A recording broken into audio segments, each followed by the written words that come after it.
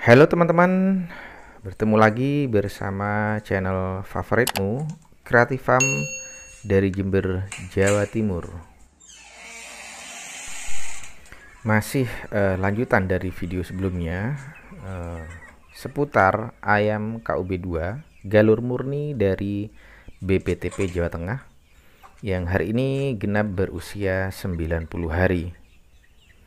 Dan beberapa hari sebelumnya jadi sudah saya pisahkan total antara jenis kelamin jantan dan betinanya, teman-teman. Jadi untuk yang di dalam kandang postal ini semuanya berjenis kelamin betina, sedangkan untuk yang jantan sudah saya pindahkan ke kandang semi umbaran.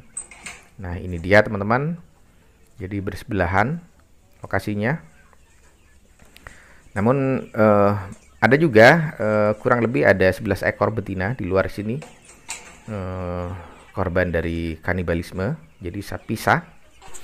Dan sesaat lagi akan saya lakukan tes timbang badan lagi, teman-teman. Namun untuk timbang badan di umur 90 hari ini tidak bisa kita jadikan acuan atau referensi, karena komposisi pakan sudah saya lakukan perubahan 2 kali kalau tidak salah. Jadi untuk kadar protein kasarnya saya turunkan jadi sesuai dari artikel dari Balitnak Bogor yang saya baca.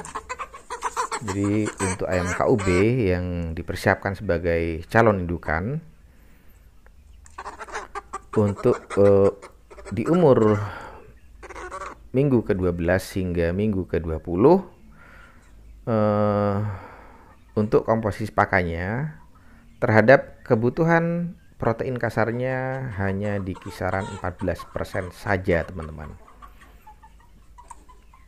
Jadi berbeda jika diperuntukkan sebagai pedaging yang biasanya dipanen di usia 70 hari.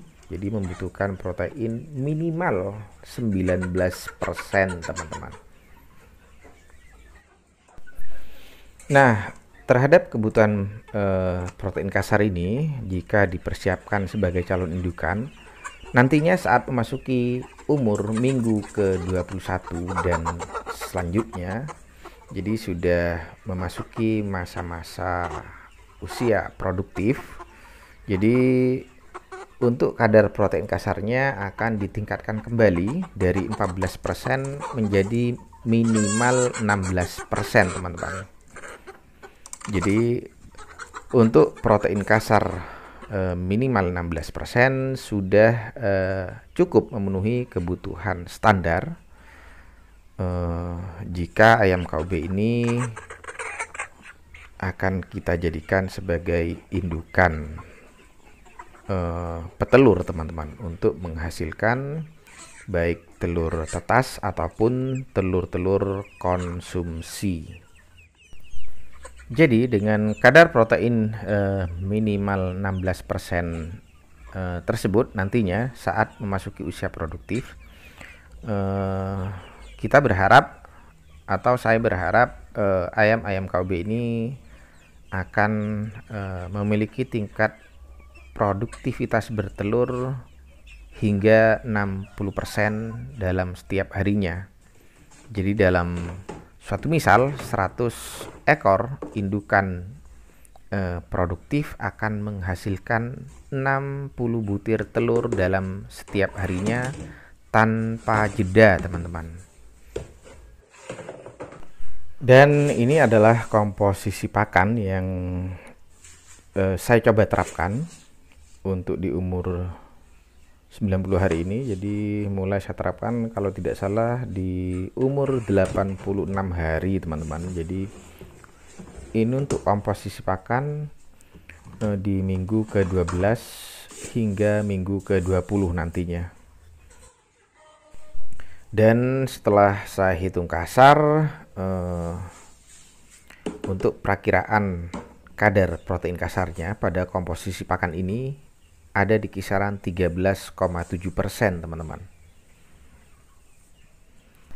Mungkin teman-teman ada yang bertanya, kemana tepung ikannya? Biasanya kan saya selalu memberikan tambahan tepung ikan di komposisi pakannya. Jadi untuk kali ini saya coba uji coba nih teman-teman, jadi tanpa tepung ikan. Karena untuk mendapatkan tepung ikan di tempat saya jaraknya cukup jauh teman-teman. Jadi ini hanya sekedar uji coba tanpa tepung ikan. Kira-kira untuk perkembangan ayam KOB ini akan seperti apa jika tidak ditambahkan tepung ikan pada komposisi pakannya. Apalagi nanti setelah memasuki minggu ke 21, jadi akan masuk usia-usia produktif. Untuk pakan pabrikan berjenis growernya akan diganti dengan konsentrat ayam petelur teman-teman, yang biasanya untuk kadar proteinnya sudah cukup tinggi, ada di kisaran 36 hingga 39% teman-teman.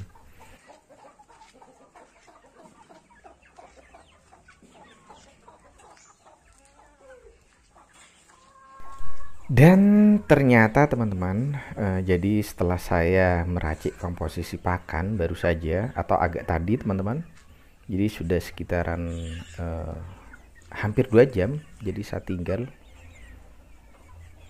Dan teman-teman tahu, jadi di kandang postal di dalam untuk ayam-ayam betinanya baru saja sudah saya keluarkan semua. Karena 1-2 jam yang lalu tiba-tiba terjadi kanibalisme massal teman-teman. Jadi untung saja cepat diketahui, jadi tidak terjadi kematian teman-teman akibat kanibalisme. Jadi ini lebih cepat dari planning yang tadinya untuk ayam betinanya akan saya keluarkan secara total di umur 100 hari. Terpaksa di umur 90 hari ini saya keluarkan semuanya teman-teman. Jadi untuk kasus kanibalisme teman-teman, memang sampai saat ini saya belum temukan solusinya untuk 100% bisa mencegah kanibalisme. Jadi seperti pemberian hijau-hijauan berupa daun pepaya atau daun singkong dan lain sebagainya, dan juga pemberian garam dapur pada komposisi pakannya memang tidak bisa 100% mencegah kanibalisme. Jadi hanya menekan sekecil mungkin terjadinya kanibalisme. Dan solusi terbaik yang bisa 100% mencegah atau menghentikan kasus kanibalisme hanya dengan memindahkan ke kandang umbaran ini teman-teman.